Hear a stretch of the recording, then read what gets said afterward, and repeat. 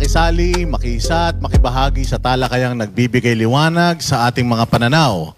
Ipakita ang inyong opinyon, magtanong at maging bahagi ng pambansang diskurso. Ito ang Vox Populi, ang boses ng bayan. Magandang gabi mga Banateros worldwide. Like and share lang po sa ating broadcast ngayon. Mapapanood tayo ng live sa Vox Populi Facebook page, Banateros Facebook pages, at sa YouTube. Ayan. Ayun ako, mainit na balita mga Banateros. Yung napakalungkot na nangyari kahapon. Pero matanong ko lang, Banat Bay, ikaw ba ay nalungkot doon sa ICC decision patungkol sa interim release ni Pangulong Duterte? Ine-expect mo ba yun o anong iyong masasabi? Wala akong ine-expect. Yun eh. Wala akong ine-expect na lalaya dahil mabibigyan ng interim release. Dahil una, kitang-kita mo naman itong karakas nung yung judge di ba? Simula pa lang nung bitaw niya, medyo tablado na kaagad yung mga opinion ng ating defense. At makikita mo rin na talagang medyo sa una pa lang, nakikinig na sila doon sa mga opinion ng mainstream media, mga opinion ng tao, at hindi nakabase sa ebidensya. Yun yung una pa lang bitaw niya, na mga una pa lang na sinasabi niya, ramdam mo na Ramdam mo na wala na. Simula pa lang, pinakikinggan na nila yung mainstream. Paano pa? Alam naman natin ng mainstream media, ano yan sa Pangulong Duterte.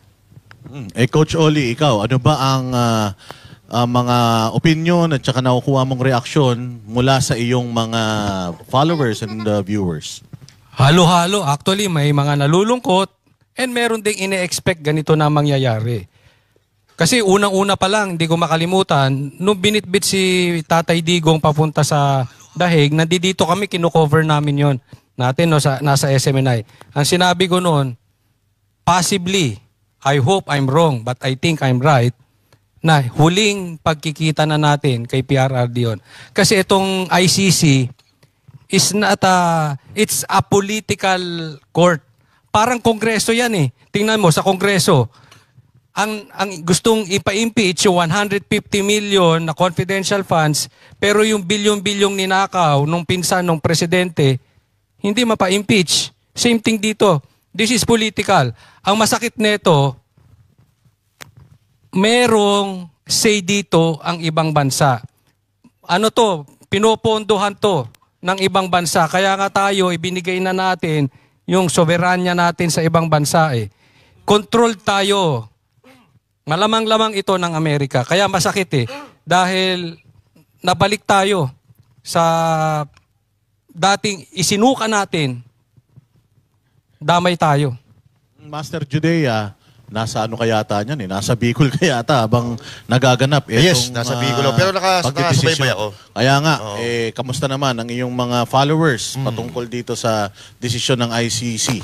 Well, sa atin, brother, wala naman wala naman talaga tayo ibang inaasahan kundi ito. Kumbaga, we still hope na maiba yung desisyon ng ICC. Pero ito kasi, ito yung isang bagay na kapag sinimulan mo ng mali, matatapos ito ng mali.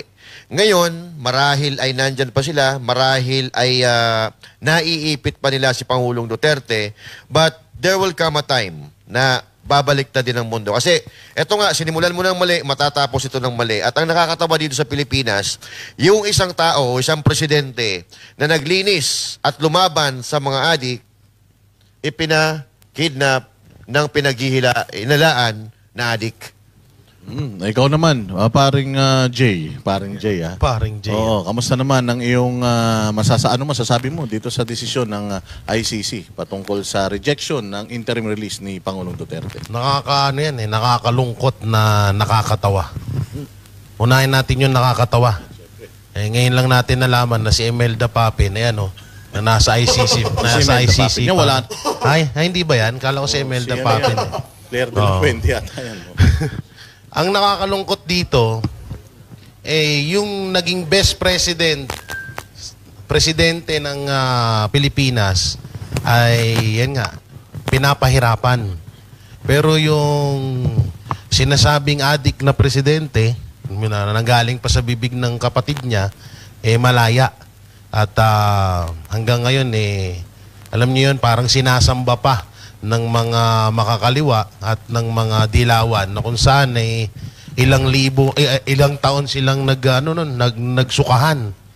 Ang nakakalungkot nga dito, baka hindi natularan etong mga ganitong kasing galing na presidente ng iba pang mga susunod na mga magiging presidente. Kasi katulad niyan, si Pangulong Duterte, ginawa niya lahat para sa bayan. Tapos ang sukli, yung pagpapahirap sa kanya.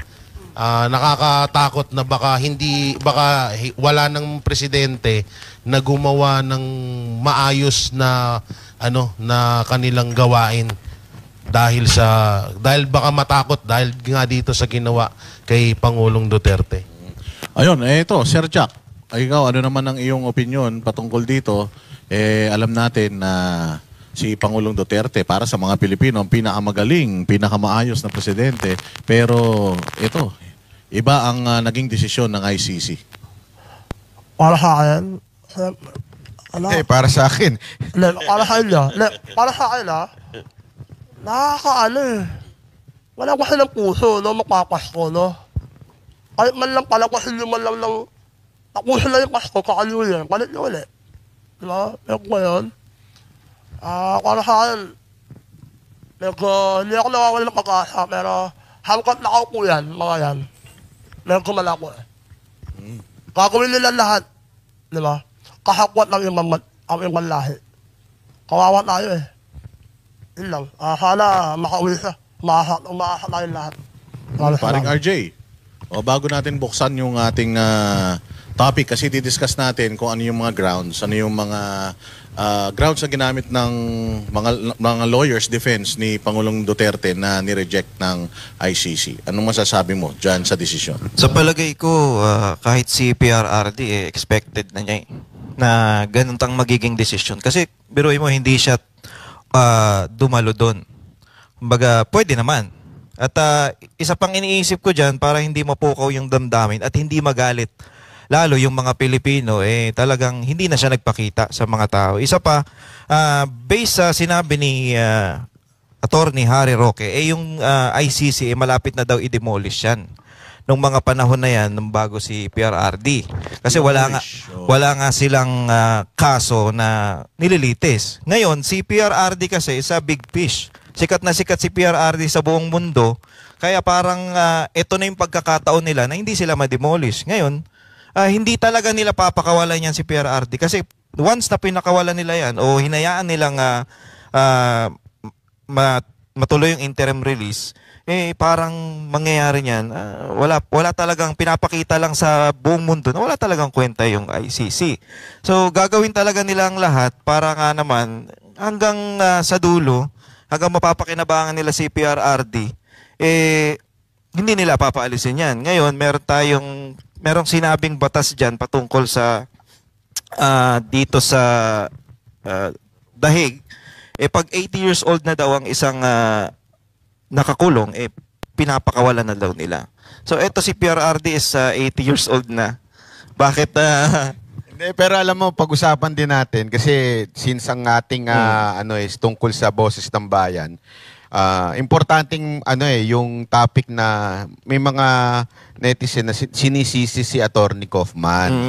Anong masasabi ninyo dyan na sinisisi si Attorney Kaufman tungkol dito na parang mahina daw yung defense? Anong masasabi nyo?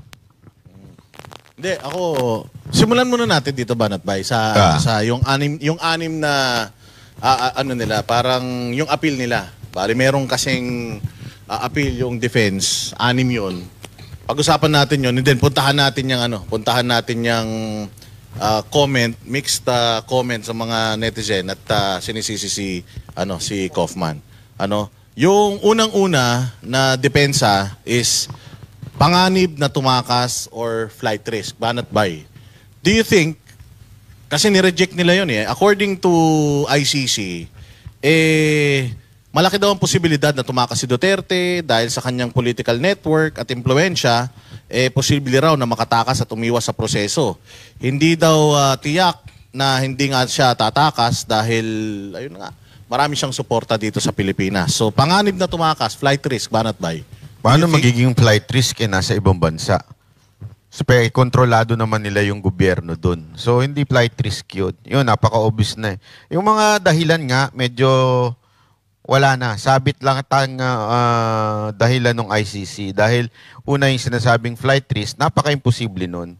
Napaka-imposible nun dahil gobyerno naman eh. Kahit naman siya palabasin, nandun pa rin. Paano tatakas yan? Ganun ba kahina ang Netherlands para mapatakas siya? Hindi katulad yan sa Pilipinas na ang higpit-higpit ng immigration pero yung taga-Pogo nakatakas. Hindi naman ganun ang Pilipinas eh. Netherlands yan, napakahirap dyan, napaka-stricto dyan. Lalo na European, hindi ho ganun kadali na umalis ho sa buong Europa. Kaya malabo yun. Alam mo, para sa akin, mas maganda talaga nandito si PRRD. No? Kahit nakakulong o nasa ospital, maganda nandito. At least nasa bayan niya. Yun naman ang hiling lang natin eh. Yung excuse na yon na baka makatakas, may flight risk, medyo pangtanga yun. Kasi pangtangang palusot yun. Kasi bakit hindi nyo dalhin? Halimbawa, dalhin mo rito si PRRD, diretso mo sa ospital. Tapos pabantayan nyo kay Torre. Kasi total, ang galing magbantay ni Torre. Nabitbit nga siya doon, nakidnap nga siya doon, di umano, dahil hindi pinadaan. Hindi dumaan to sa due process ha. So kaya nga tinatawag itong kidnapping. Nadala nga doon eh. Di, bigyan nyo ng silbi si Torre. Total, ginawa nyo PNP chief, 1 linggo ata. So para hindi naman siya nakakahiya, dalhin nyo dyan, di ipabantayan. Tapos, makakatakas ba yan? Nabitbit nga niya ng malakas eh. Oh, kaya niya rin bantayan. Di ba? As simple as that. Flight risk, parang malabo ata yun. Kasi unang-una, kung si Pangulong Duterte ay tatakas siya noon pa eh. Hindi na nagpahuli yan. Hindi na umuwi ng Pilipinas para harapin itong kaso niya. So, kung tatakas siya ngayon, bakit di pa niya ginawa noon? O tama yung sinabi ni Coach Oli eh. Wala namang trabaho si Torre, pagbantayan na lang kay PRRD. Diba? Tsaka, paano naging flight risk? Si PRRD, sabi nga ni kanina, kilala to sa buong mundo. Kahit saan magpunta ito, makikilala ng tao. Diba? Kahit tumakas si PRRD dahil siya ay kilala ng halos lahat ng taong Pilipino, even sa ibang bansa, hindi siya makapagtago. Tsaka paano flight risk yun? Jay Guevara, nasa Hong Kong nga.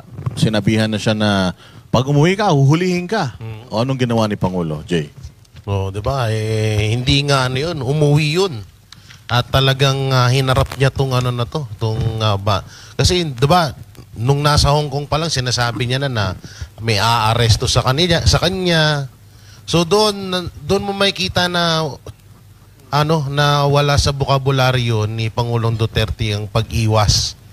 Katulad na nga lang niyan, 'di ba? Inamon niya na dati etong mga nagrereklamo sa kanya, nakasuhan niyo ko.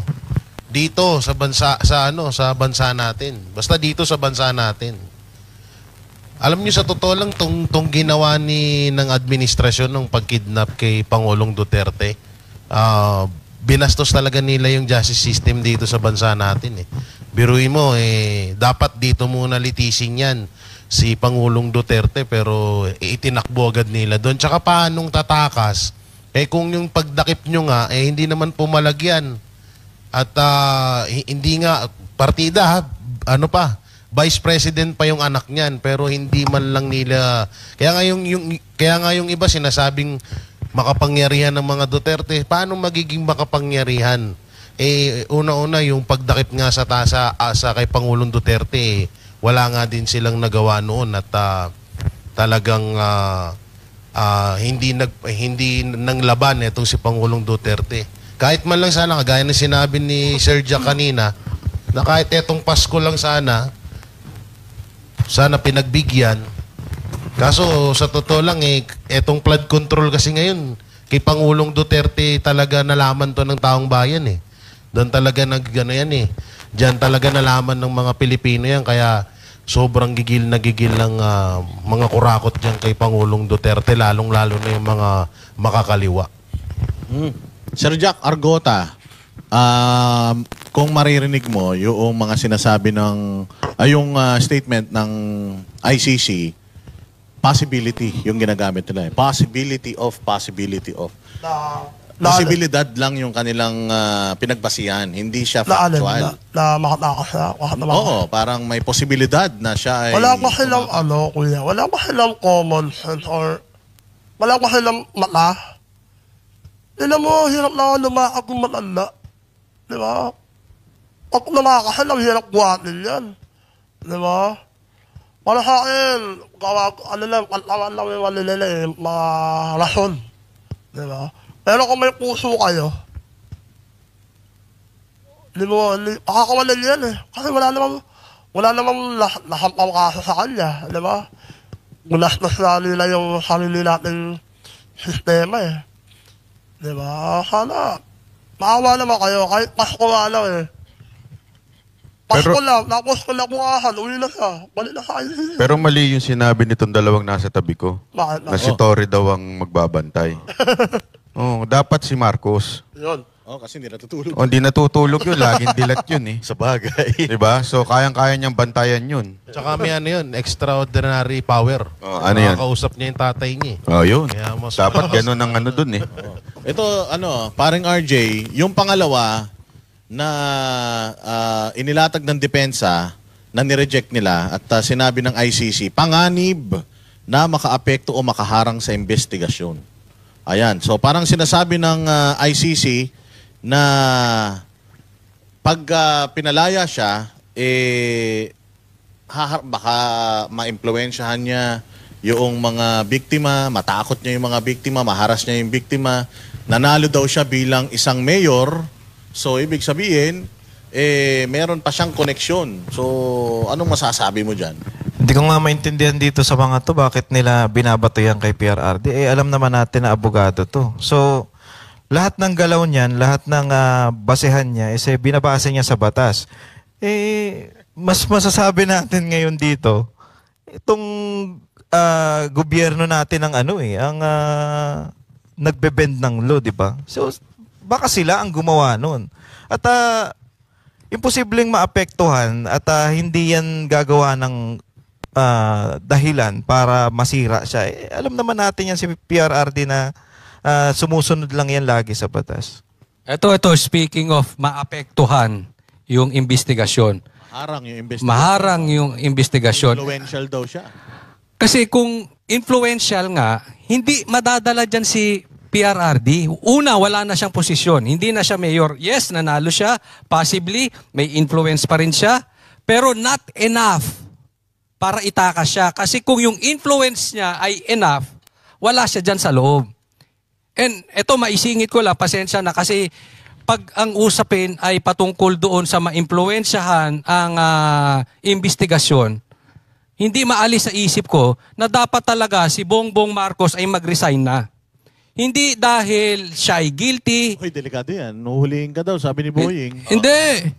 Sinabi yan sa akin mga abogado. Ni Atty. Torion. Atty. Torion, si Atty. Hindi, kahit si binabanggit ni yan. Ni Atty. Topacio, Atty. Jimmy Bondok, tsaka basta marami. Kasi mo naman niya, kusang loob hindi mo naman pinipilit siyang bumaba, siyang magre-resign. Bakit? Ito kusang loob. Speaking of,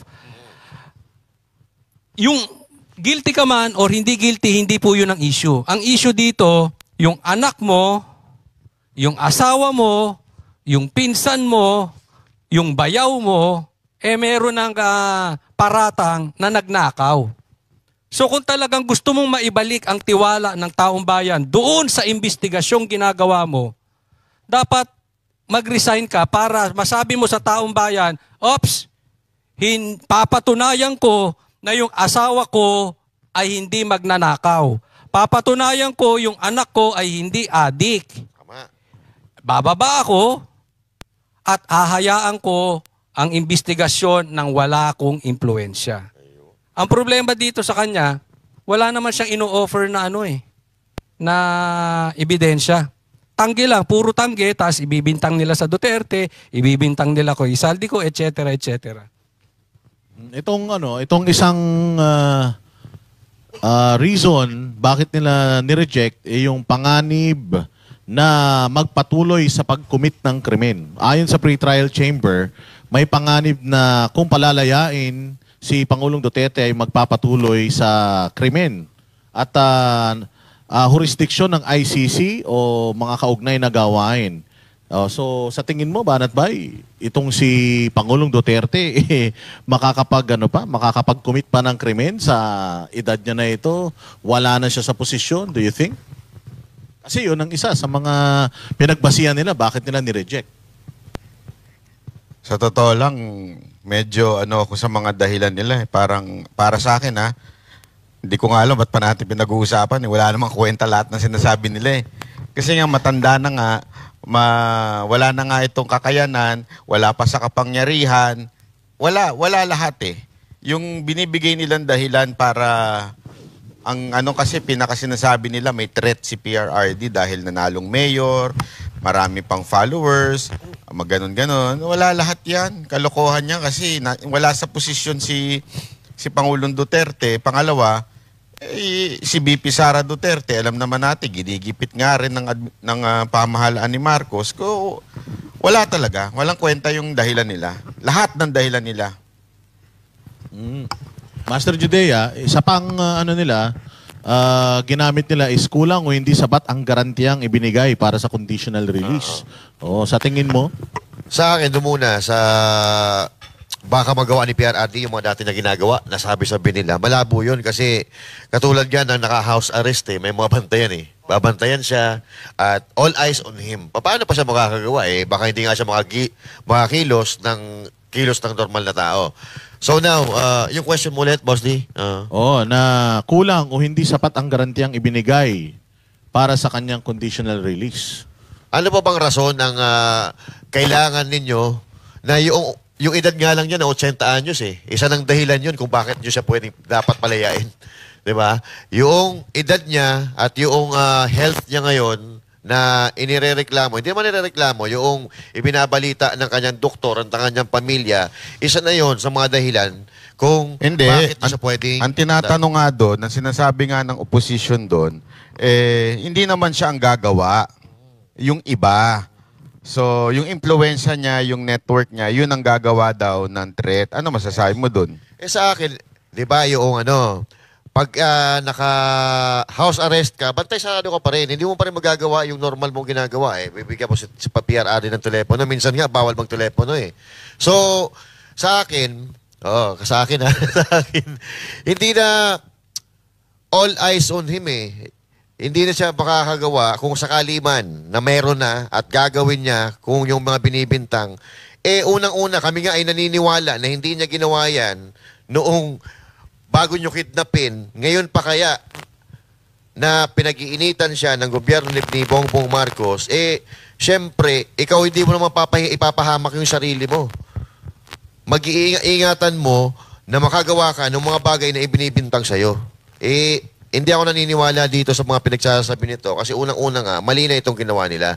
At maliwanag na itong ginagawa nila ay pamumulitik at pagpapabagsak sa mga Duterte para mawalan sila ng malakas na kalaban sa pamamagitan o sa pagkatauhan ni BP Inday Sara. Yung kasi yung insufficient conditions for release, usually, di ba ICC naman, Banat, ang Coach Oli, ang magbibigay ng mga conditions na yan, pwede naman nilang gawing, house arrest, 24/7 monitoring, isurrender yung passport para hindi makabiyahe, yung no contact orders, pwede rin naman na i-guarantee ng host state or yung mismong host state magbigay ng kanyang restrictions, 'di ba? So bakit parang dininay yung part na yon, Coach Oli? Yun yung sinabi ko, yung una pa lang, kasi this is a political court.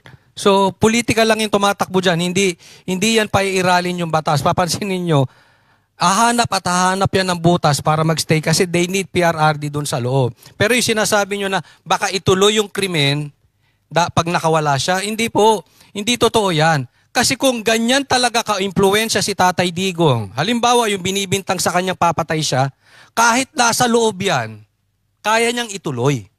So regardless, nasa loob, nasa labas, matutuloy yan. Kaya nga hindi importante yung ano niya eh. Hindi, pinipilit lang. Gusto talaga lang nilang ilagay dyan si PRRD. Kung enough yung influence niya, alam mo, kung enough yung influence si PRRD, baka nakikinig na sana ang sundalo ngayon. It's very obvious. Ano nakinig? May picture pa nga sila magkakasama, Coach Oli. They are very quiet. Yun na nga eh. So doon pala makikita na natin. Parang sinasabi ni Coach Oli, ganito lang yan. Kung may influence pa ang si Duterte at makapangyarihan pa, Hindi siya napadala doon hindi in na the sana first place. presidente itong na si Marcos. Matagal nang natanggal yan. Kasi vice president yung anak niya eh. So ibig sabihin, kung may influensya pa, sana nakontrol na yung mga sundalo, mga pulis. Wala na nga. Sabihin, nakaupo pa rin si Marcos eh. O, ibig sabihin nun, walang kakayanan ang mga Duterte mag-destabilize o gumawa ng kahit na anong aksyon. At hindi na kayang itakas si Pangulong Duterte. Yung after all na sinabi nung kapatid niya, I mean, that is enough reason na dapat mag-submit na sa AFP, even sa cabinet members, ito si Bongbong. Doon pa lang, kikita mo wala na eh. Wala na yung enough influence as of the moment. Do you think yung local political issues natin ngayon, do you think kino-consider yan ng ICC doon sa kaso ni Pangulong Duterte? Kasi itong mga sinasabi natin, ito yung mga local na issues natin ngayon. O sa tingin mo, nag-fail ba si Kaufman na isama sa argumento niya nangyayari dito sa Pilipinas? Hindi ko alam kung yung katulad kay Attorney Kaufman, siya pa sinisisi. Actually, hindi ko nabalitaan yun. Pero medyo kung sino man yung gumagawa, masyadong malayo. Kasi dapat, they should understand that this is political nga.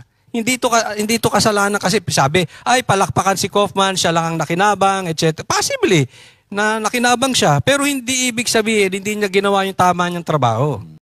Kami ang boses ng masa, hindi natatakot. Katotohanan lang, di kami nalulunod. Walang bahid ng sismis, lahat ay totoo. Kahit sino ka pa, pag mali ka babanatan ka. Walang pinipili kulay, wala kaming kinikilingan. Basta para sa bayan, kami lalaban. Pag tama palakpakan, pag mali banatan. Di matitinag, di matatakot, para sa bayan tuloy ang sigaw. Sa harap ng kamera, walang halong takot. Mga baluktot, lahat kayo'y tutumba. Ang hustisya at totoo, yun lang ang mahalaga. Kahit sinong harang, di kami matitinag. Walang pinipiling kulay, wala kaming kinikilingan. Basta para sa bayan, kami lalaban. Pag tama palakpakan,